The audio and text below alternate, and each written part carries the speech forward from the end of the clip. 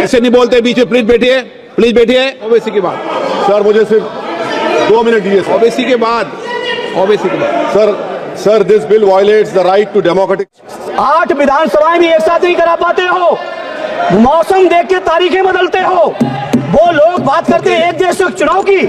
इस बिल का पुरजोर विरोध करता हूं और आपके माध्यम से देश के जनमानस से कहना चाहता हूं, ये भारतीय जनता पार्टी के लोग तानाशाही लाने के नित नए रास्ते लाते हैं। अगर एक प्रांत के अंदर सरकार गिरती है तो क्या पूरे देश की लोकसभा के चुनाव कराओगे? क्या अगर लोकसभा के चुनाव के चक्कर में उस प्रांत के लोग क्यों सफर करेंगे? अरे चर्चा कर लेना। अरे कुछ नहीं बचा है, कुछ नहीं बचा है आपके पास। दलित विरोधी, पिछड़ा विरोधी, मुसलमान विरोधी, इस नीयत को वापस लो। आप प्लीज। मैं इस संविधान के 129वें संशोधन अधिनियम के विरोध के लिए खड़ा हूं। अध्यक्ष जी, मैं समझ नहीं पा रहा हूं, अभी 2 दिन पहले संविधान को बचाने की, संविधान की गौरवशाली परंपराएं की कस्में खाने में कोई कमी नहीं रखी। 2 ही दिन के अंदर संविधान की जो हमारी मूल भावना है, 2 ही दिन के अंदर संविधान का जो हमारा बेसिक स्ट्रक्चर है, 2 ही दिन के अंदर संविधान का जो हमारा संघीय ढांचा है, उसको खत्म करने के लिए संविधान संशोधन बिल लाए हैं। मैं मनीष तिवारी जी से सहमत हूं और अपनी पार्टी और अपने नेता आदरणीय अखिलेश यादव जी की ओर से कहना चाहता हूं, ये बिल पूरे देश के जो अलग अलग भेष, भाषाएं, संस्कृति, क्षेत्र की जो मान्यताएं हैं, जो हमारे संविधान निर्माताओं ने बहुत सोच विचार के मंथन अध्ययन करके ये संघीय ढांचा तैयार किया था, राज्यों का गठन भी किया था संस्कृति के हिसाब से, क्षेत्र के हिसाब से, भाषा के हिसाब से, परिस्थितियों और समय के हिसाब से। मैं नहीं समझता अध्यक्ष जी, मुझे कहने में कोई संकोच नहीं, उस समय के हमारे संविधान निर्माताओं से विद्वान, बाबा साहब भीमराव अंबेडकर से ज्यादा विद्वान इस सदन में अभी कोई नहीं बैठा, मुझे कहने में संकोच नहीं है। और ये संविधान की मूल भावना को खत्म करके कैसे तानाशाही के रास्ते निकाले जाएं, इसके अलावा कोई काम ही नहीं बचा है। आखिर ये मनीष तिवारी जी ने कहा, कई एक विधानसभा के चुनाव अगर कोई अविश्वास आता है, अगर बहुमत नहीं मिलता है, तो क्या पूरे देश का चुनाव कराओगे? पूरे देश का चुनाव कराओगे? और ये लोग एक देश, एक संविधान, एक चुनाव की बात करते हैं। जो लोग 8 विधानसभाएं भी एक साथ नहीं करा पाते हो, मौसम देख के तारीखें बदलते हो, वो लोग बात करते हैं एक देश एक चुनाव की। इसलिए अध्यक्ष जी, मैं अपनी पार्टी की ओर से, अपने नेता आदरणीय अखिलेश यादव जी की ओर से इस बिल का पुरजोर विरोध करता हूं और आपके माध्यम से देश के जनमानस से कहना चाहता हूं, ये भारतीय जनता पार्टी के लोग तानाशाही लाने के नित नए रास्ते लाते हैं। जो 8 विधानसभाओं का चुनाव एक साथ नहीं करा पाए, 4 राज्यों के चुनाव एक साथ नहीं करा पाए, वो पूरे देश की लोकसभा और सारे प्रांतों की विधानसभाएं एक साथ कराने की बात करते हैं। मैं पूछना चाहता हूं सरकार से, अगर एक प्रांत के अंदर सरकार गिरती है तो क्या पूरे देश की लोकसभा के चुनाव कराओगे?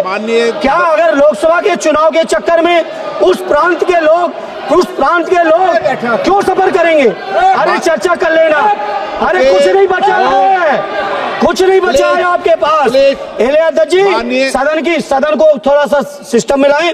अध्यक्ष जी, आपसे अनुरोध है, आपके माध्यम से सरकार से अनुरोध है, जनता ने बड़ी उम्मीदों के साथ हम सबको भेजा है और हम सब लोगों की जिम्मेदारी है, ये संविधान विरोधी, संघीय ढांचे विरोधी, बेसिक स्ट्रक्चर विरोधी कई केसों की चर्चा की मनीष तिवारी जी ने, मैं उनके साथ जोड़ते हुए माननीय सर्वोच्च न्यायालय की भावनाओं के विरोधी, गरीब विरोधी, दलित विरोधी, पिछड़ा विरोधी, मुसलमान विरोधी, इस नीयत को वापस लो। ये अध्यक्ष जी, आपके माध्यम से मेरी आपसे प्रार्थना है। बहुत बहुत धन्यवाद।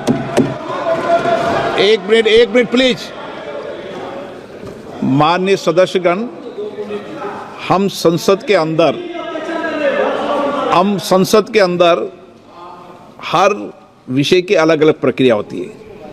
जब राष्ट्रपति भाषण होता है, जब बोलने की प्रक्रिया अलग होती है। संविधान पर उसकी 75 वर्ष की चर्चा पर जब विषय अलग होता है। आप जिस बिल का विधेयक पर विरोध कर रहे हैं, वो नियम 72 के तहत विरोध कर रहे हैं। तो मेरा आप सबसे आग्रह है कि हम संसद की मर्यादा, परंपरा, उसकी चर्चा को उच्च कोटि की बनाए। तो नियमों के तहत 72 में के परिप्रेक्ष्य में आप 1 मिनट प्लीज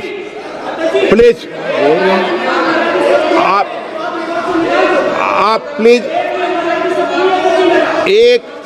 मेरा ये आग्रह है, ऐसे नहीं बोलते बीच में। प्लीज बैठिए, ऐसे बीच में नहीं बोलते हैं।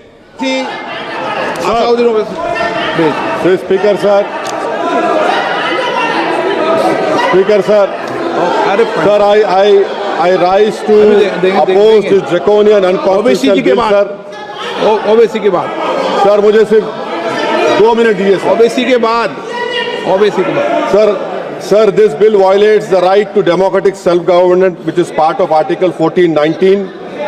And if a legislative assembly is dissolved, sir, and midterm elections are conducted, the tenure of that assembly will not be for 5 years, sir.